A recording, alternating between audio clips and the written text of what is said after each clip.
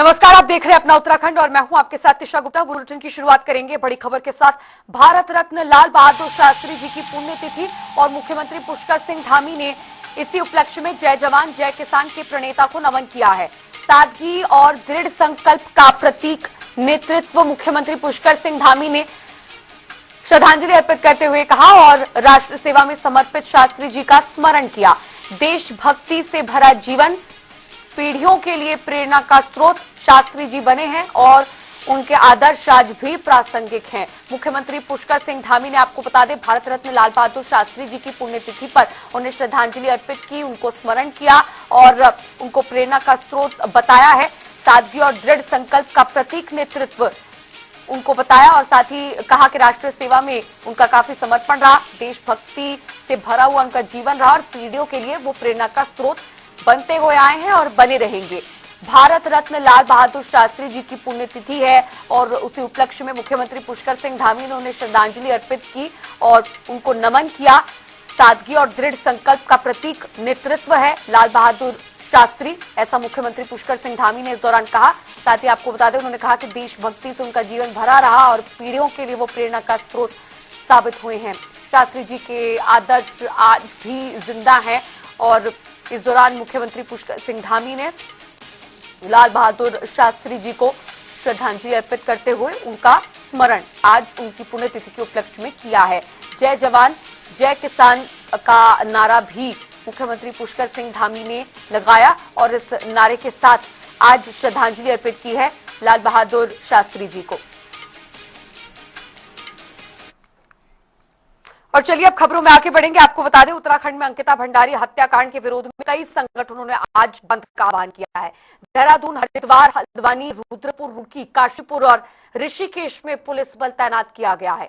हिंसा को रोकने के लिए अतिरिक्त फोर्स, लाठीचार्ज, पुलिस और फायर ब्रिगेड गाड़ियां भी तैयार रखी गई हैं।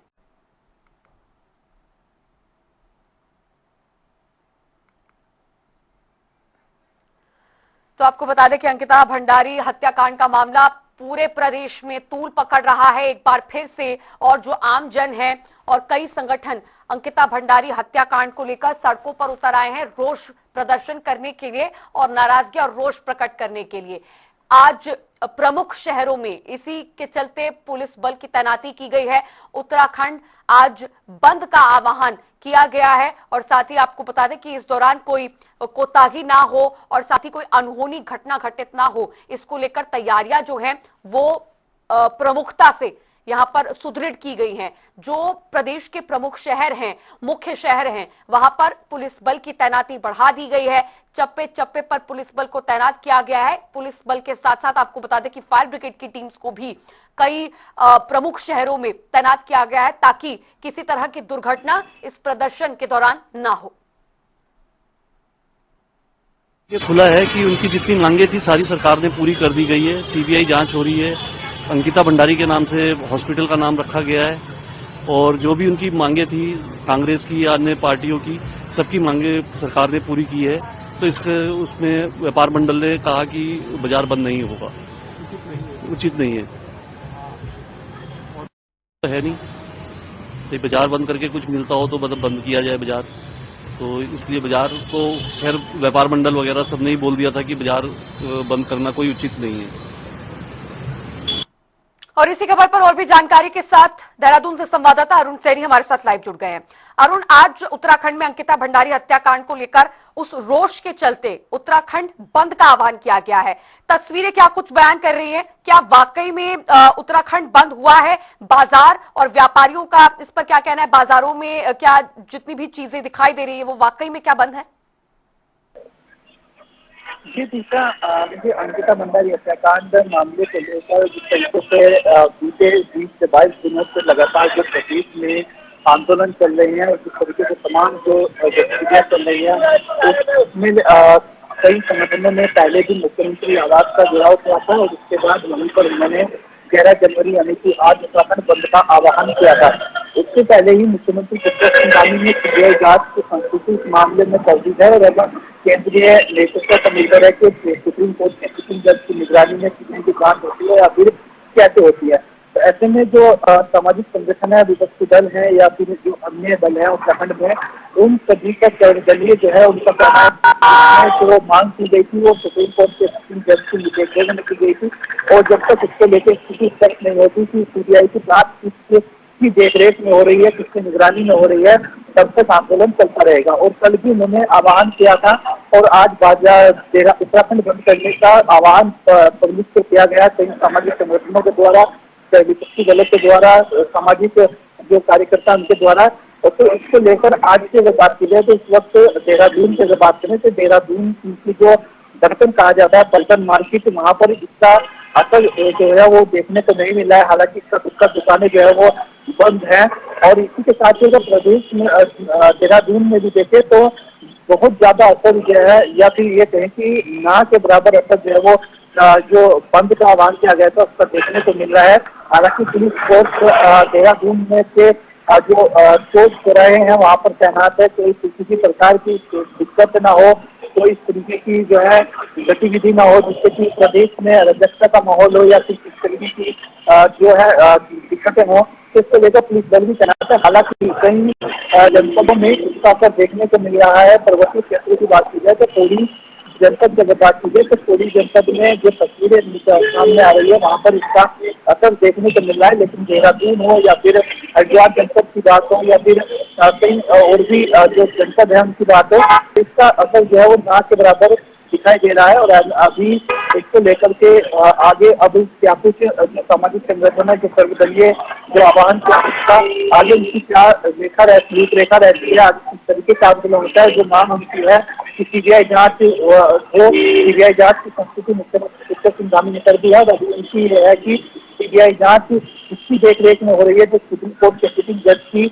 देखरेख में वो मांग कर रहे थे कि उनकी देखरेख में सीबीआई की जांच जो है वो सुप्रीम कोर्ट के सिटिंग जज की। ऐसे में जो इसको लेकर आगे क्या कुछ तस्वीर निकल के आती है और जो बिंदु भी रख रहे हैं कि किन बिंदुओं पर जांच हो रही है, विपक्षी दल ने यही सवाल उठाया कि जो तहरीर दी गई है, जो केंद्रीय नेतृत्व को, जो केंद्र को, गृह मंत्रालय को जो चिट्ठी भेजी गई है, इसमें क्या क्या पॉइंट, क्या क्या बिंदु इसमें रखे गए हैं, उन्हें सार्वजनिक किया जाना चाहिए। इसको लेकर और कहीं और भी मांगे विपक्षी दल के द्वारा भी की गई है। तो आगे इस मामले में क्या कुछ निकलकर सामने आता है, अभी किस प्रकार से जो है आंदोलन होता है या फिर क्या कुछ रहता है, तमाम चीजें आने वाले में देखने वाली है। ठीक है, बहुत शुक्रिया अरुण सैनी इस जानकारी के लिए। तो आपको बता दें कि आज उत्तराखंड बंद का आह्वान किया गया है, लेकिन व्यापारी संगठन और जिन संगठनों ने उत्तराखंड बंद का आह्वान किया है उनके बीच में मतभेद जरूर पैदा हुआ है, क्योंकि व्यापारी संगठन की तरफ से कई बाजारों को बंद करने का जो आह्वान है उसको फॉलो नहीं किया जा रहा है और कई प्रमुख शहरों में भारी पुलिस बल की तैनाती है, लेकिन उत्तराखंड बंद का जो असर है वो कई जगहों पर देखने को नहीं मिल रहा। और चलिए अब खबरों में आगे बढ़ेंगे। आपको बता दें उत्तराखंड में अंकिता भंडारी हत्याकांड की जांच को लेकर सियासत तेज हो गई है। प्रदेश महिला कांग्रेस अध्यक्ष ज्योति रौतेला ने एसआईटी की कार्यप्रणाली पर सवाल उठाए हैं और बीजेपी और पुलिस प्रशासन पर आरोप लगाया। उन्होंने कहा कि जांच में पारदर्शिता नहीं है। बीजेपी से जुड़ी महिला की मौजूदगी ने निष्पक्षता पर संदेह खड़ा किया है। देखिए, हमारा सरकार से, पुलिस प्रशासन से सवाल है। मैं कल हरिद्वार की जो एसएसपी उनको भी फ़ोन करी थी, उनका फ़ोन आउट ऑफ रेंज चल रहा था कि उर्मिला सनावर जहाँ पे एसआईटी में अपना बयान दे रही है वहाँ पे ये महिला क्या कर रही है, क्या उन्होंने एसआईटी ज्वाइन कर ली या उन्होंने पुलिस ज्वाइन कर ली है, पुलिस फोर्स ज्वाइन कर ली है, क्योंकि वो भाजपा के जो भाजपा पार्टी उसकी मेंबर भी हैं, भाजपा के नेताओं के काफ़ी क्लोज हैं और वो बेटी बचाओ बेटी पढ़ाओ के इनके ब्रांड एम्बेसडर भी हैं और वो एसआईटी जांच में वहाँ पे हिस्सा ले रही है। वो क्यों ले रही है, ये सवाल उठता है कि क्या सरकार अब भी निष्पक्ष जांच अंकिता के मामले में नहीं करना चाहती। तो वहीं आपको बता दें उत्तराखंड में सड़क अवसंरचना तेजी से विकसित हो रही है। पौड़ी जनपद में राष्ट्रीय राजमार्ग 534 के दुगुड्डा से गुमखाल तक 18 किलोमीटर सेक्शन को लगभग 392 करोड़ की लागत से 2 लेन सड़क और ट्वेड शोल्डर सहित विकसित किया जाएगा। ये परियोजना चारधाम यात्रा, रक्षा, आवागमन और प्रशासनिक दृष्टि से महत्वपूर्ण वैकल्पिक मार्ग के रूप में कार्य करेगी। मुख्यमंत्री पुष्कर सिंह धामी ने कहा है कि इससे क्षेत्रीय विकास, पर्यटन और स्थानीय अर्थव्यवस्था को मजबूती मिलेगी। गुमखाल से लेकर पौड़ी तक की जो हमारी इस सड़क को भारत सरकार ने स्वीकृति प्रदान की है और उत्तराखंड राज्य को सड़क परिवहन के क्षेत्र में काफ़ी धनराशि मिली है, काफ़ी सारी योजनाएं मिली है। पिछले दिनों में हमारी बैठक हुई थी। मैं इसके लिए माननीय प्रधानमंत्री जी का और माननीय सड़क परिवहन मंत्री जी का बहुत धन्यवाद करता हूँ। उत्तराखंड की जनता की सीएम सर को क्षेत्र को लेकर के और वहीं आपको अब बता दें कि देहरादून में उत्तरांचल प्रेस क्लब में नंदा देवी राजजात 2026 को लेकर विरोध सामने आया है। मां नंदा देवी सिद्धपीठ कोरूड़ मंदिर आयोजन समिति ने राजजात समिति नोटरी पर सवाल उठाए हैं और पुजारी प्रकाश गौड़ ने कहा है कि मां नंदा के बिना राजजात संभव नहीं है। उन्होंने शासन प्रशासन पर गुमराह होने का आरोप लगाया। साथ ही वरिष्ठ पत्रकार अर्जुन सिंह बिष्ट ने भी समिति के गठन पर आपत्ति जताई है।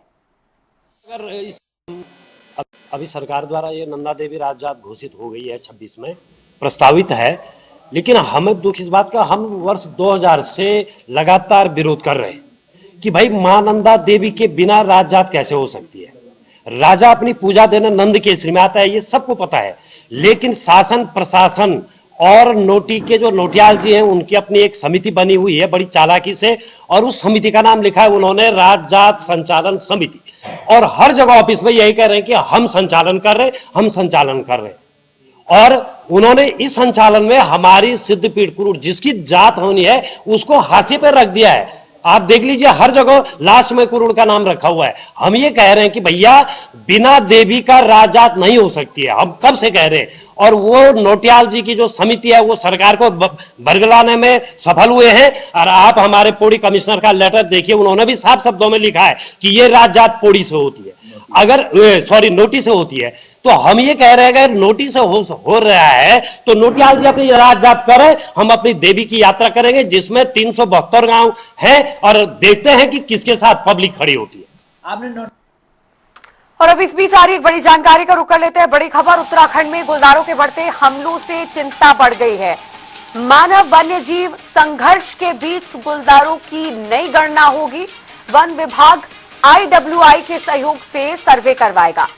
बता दें पिछली गणना 2022 में हुई थी और इस दौरान 3115 गुलदार दर्ज हुए थे। इस बार संख्या के साथ व्यवहार का भी अध्ययन होगा। आबादी क्षेत्रों में गुलदारों की मौजूदगी का विश्लेषण होगा और नई गणना से स्थिति की साफ तस्वीर आने की उम्मीद है।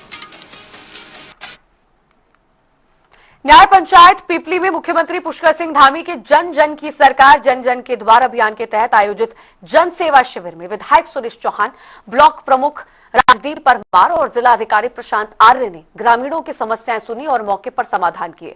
शिविर में 83 शिकायतें दर्ज हुई, जिनमें से 63 का निस्तारण तत्काल किया गया। कई विभागों ने प्रमाण पत्र, किट, स्वास्थ्य परीक्षण और योजनाओं की जानकारी प्रदान की। बैंक खाते से 12 लाख की चोरी की शिकायत पर जिलाधिकारी ने जांच के निर्देश दिए। देखिए, जन जन की सरकार जन जन के द्वार, हमारे प्रदेश के यशस्वी मुख्यमंत्री का जो थीम था, इसके पीछे ये था कि, और हमारी सरकार का जो सूचना था कि सरकार के जो हमारे तमाम अधिकारी हैं वो जनता के बीच जाएंगे और जनता की समस्याओं का निराकरण वहीं पे होगा। लेकिन बहुत सारे यहाँ पर शिकायत आई, लेकिन ऐसी शिकायतें बहुत कम थी जिनका वास्तव में निराकरण होना था। चाहे वो किसान सम्मान निधि वाली बात थी, चाहे हमारे तमाम जो स्टॉल लगे उनसे लाभ लेने वाली बात की, जो जन कल्याणकारी योजना है उनसे संबंधित आधार कार्ड, ऐसा नहीं कि आधार कार्ड यहाँ पे उसके बनाने की जो है प्रक्रिया, और काफ़ी लोगों ने उसका लाभ भी लिया, समाज कल्याण से संबंधित हैं। जी, ये माननीय मुख्यमंत्री जी की एक जन कल्याणकारी जो एक पहल है कि जो हम गांव में देखते हैं छोटी छोटी लोगों की समस्याएं होती है, जैसे किसी की पेंशन की समस्या होती है, किसी की वृद्धा पेंशन होगी या विधवा पेंशन होगी, विकलांग पेंशन हो गई, या किसी के आधार कार्ड में कोई समस्या, बहुत छोटी सी समस्याएं जो लोग जो है हमारे विकास खंड या जनपद मुख्यालय तक नहीं पहुंच पाते हैं, उसके लिए माननीय मुख्यमंत्री जी द्वारा ये इसमें बेसिकली जो ज़्यादा आई हैं वो डिमांड है, इसमें रोड्स का है और फॉरेस्ट से रिलेटेड कुछ इश्यूज थे वो ज़्यादा हैं, तो डिमांड है। शिकायतें परोक्ष रूप से कम है। सुझाव भी हैं उसमें, जैसे कई जगह पे गांव की तरफ से सुझाव भी आए हैं, प्रधान संगठन की ओर से सुझाव मिले हैं अलग अलग डिपार्टमेंट से रिलेटेड, तो मिक्स है।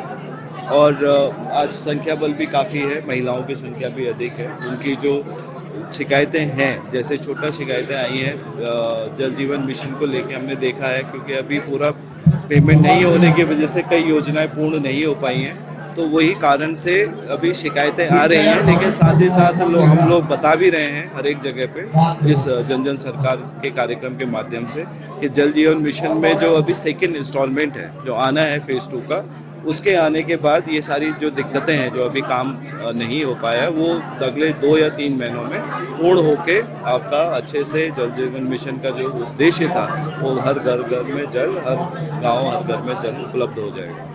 तो आज कार्यक्रम अच्छा था। आधार कैंप और चिकित्सा कैंप का भी लोगों ने लाभ लिया है और बहुत दूरस्थ तो नहीं है मुख्यालय से। देहरादून में कांग्रेस कार्यालय से एसले हॉल चौक तक हुए प्रदर्शन के दौरान मुख्यमंत्री पुष्कर सिंह धामी के खिलाफ कथित अश्लील और आपत्तिजनक नारेबाजी का मामला सामने आया है। बिना अनुमति जुलूस निकालने और संवैधानिक पद की गरिमा को ठेस पहुंचाने का आरोप लगाते हुए मधुबन स्वायत्त सहकारिता समिति बरहैनी ने पाचपुर कोतवाली में तहरीर दी है। शनिवार को बीजेपी महिला मोर्चा की पूर्व जिला अध्यक्ष उमा जोशी के नेतृत्व में महिलाओं ने कोतवाली पहुंचकर कार्रवाई की मांग की। समाज को एक गलत संदेश देने वाला काम किया है। जो मुख्यमंत्री हमारा महिला सशक्तिकरण से लेकर हर चीज में एक काम कर रहे हैं, हमारे देश को एक यशस्वी जगह पे ले जा रहे हैं और उनके खिलाफ ऐसा अशोभनीय उन्होंने कृत्य किया है, तो उनके खिलाफ कड़ी से कड़ी कार्रवाई होनी चाहिए। जितने भी लोग उस यात्रा में शामिल थे उन लोगों के खिलाफ मुकदमे दर्ज होके उनके ऊपर कड़ी से कड़ी, ताकि एक संवैधानिक गरिमा को बनाए रखने की परंपरा बनी रहे जैसे आज तक बनी रही। ठीक है, राजनीति में अपना एक दूसरे का हम लोग एक पार्टी का दूसरा पार्टी विरोध करती है, विरोध अपनी जगह विरोध करने का एक तरीका होता है। आप पुतला दहन करिए, वो एक विरोध करने का तरीका है, लेकिन आप किसी की अर्थी, मेरी जब एक भावनाएं उनसे जुड़ी हुई हूँ मैं, तो आहत हो सकती है, मुझे बुरा लग सकता है। हमारी माताएं बहनें को, इतनी माताएं बहनें इस समय अपना घर से निकल के यहाँ पे आई है, इनको बुरा लग सकता है कि वास्तव में वो चीज़ बुरी हुई है, तो क्या उनके परिवार पे कितना बुरा असर पड़ा होगा, उनके बच्चों पे कितना असर पड़ा होगा। हर किसी का घर परिवार होता है और किसी के लिए इस तरह से अर्थी जैसा प्रकरण निकालना ये बेहद अशोभनीय है, बहुत ही गलत है, बहुत ही निंदनीय है। इसके खिलाफ कठोर से कठोर कार्रवाई होनी चाहिए ताकि भविष्य में कोई भी ऐसा कृत्य करने का साहस न करे। सितारगंज में आगरा गुरुद्वारे के पास ट्रैक्टर ट्रॉली ने मोटरसाइकिल सवार नवजोत सिंह को पीछे से टक्कर मार दी, जिससे उसकी मौके पर ही मौत हो गई। पुलिस ने शव को कब्जे में लेकर पोस्टमार्टम के लिए भेजा है। ट्रैक्टर ट्रॉली अभी फरार है और मामले की जांच जारी है। एक लड़के हैं 17 साल के हैं, वो एम्बुलेंस के साथ आए थे, अपने पिताजी के साथ आए थे और एम्बुलेंस में उनका क्रश्ड हेड था, बिल्कुल हेड जो इंजरी बहुत ज़्यादा सीवियर थी। हमने ईसीजी के माध्यम से उनको डेड डिक्लेयर किया है। बाकी अभी हमने आगे पुलिस की कार्रवाई चलेगी। इनके हर्रापुर के रहने वाले हैं। इनके पिताजी का नाम जसवंत सिंह है। हरिद्वार की दीनदयाल पार्किंग में दर्दनाक हादसा हुआ। पार्किंग शुल्क न देकर भाग रही कार ने कर्मचारी को कुचल दिया, तो वहीं गंभीर रूप से घायल कर्मचारी को जिला चिकित्सालय लाया गया, जहां प्राथमिक उपचार के बाद हायर सेंटर रेफर किया गया, जिस दौरान रास्ते में ही उसकी मौत हो गई। पुलिस ने पंचायतनामा और अन्य आवश्यक वैधानिक कार्रवाई शुरू कर दी है।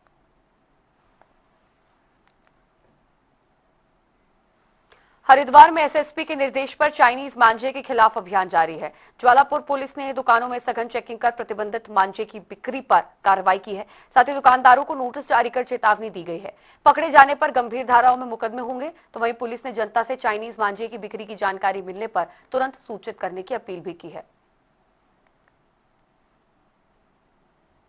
देहरादून में आईजी गढ़वाल राजीव स्वरूप ने अंकिता भंडारी मामले को लेकर प्रेस कॉन्फ्रेंस की और इस दौरान उन्होंने बताया कि पद्मश्री डॉक्टर अनिल प्रकाश जोशी की तहरीर पर अज्ञात के खिलाफ थाना बसंत बिहार में मुकदमा दर्ज हुआ है। पुलिस ने शुरू से त्वरित कार्रवाई करते हुए एसआईटी गठित की और तीनों आरोपियों को उम्र कैद की सजा दिलवाई। तो वहीं अब इस मुकदमे के आधार पर सीबीआई आगे जांच करेगी। बहुत माननीय मुख्यमंत्री जी ने इस मुकदमे को सीबीआई से जांच कराने के लिए हमें आदेशित किया है। इसी संदर्भ में रेंज द्वारा जो सारा प्रकरण जो है वो पीएचक्यू को भेज दिया गया है और शासन स्तर से ये केंद्रीय जांच एजेंसी को ये भेजा जाएगा। आप सबके माध्यम से ये हम अवगत कराना चाहते हैं कि पूरा पुलिस प्रशासन और हमारा शासन इस प्रक्रिया को लेकर बहुत गंभीर है और जिस तरीके से जो एक असमंजस की स्थिति जो समाज में उत्पन्न हुई थी, इसको देखते हुए हमारे माननीय मुख्यमंत्री जी ने स्वयं बहन अंकिता के माता पिता से बात की और उनकी संवेदनशीलता थी कि उनको सुनने के बाद में बहन अंकिता के माता पिता के जो विचार थे उनको सुना और उनकी जो मांग थी उनको मानते हुए तुरंत सीबीआई को ये प्रकरण जो है वो देने का ये फैसला किया।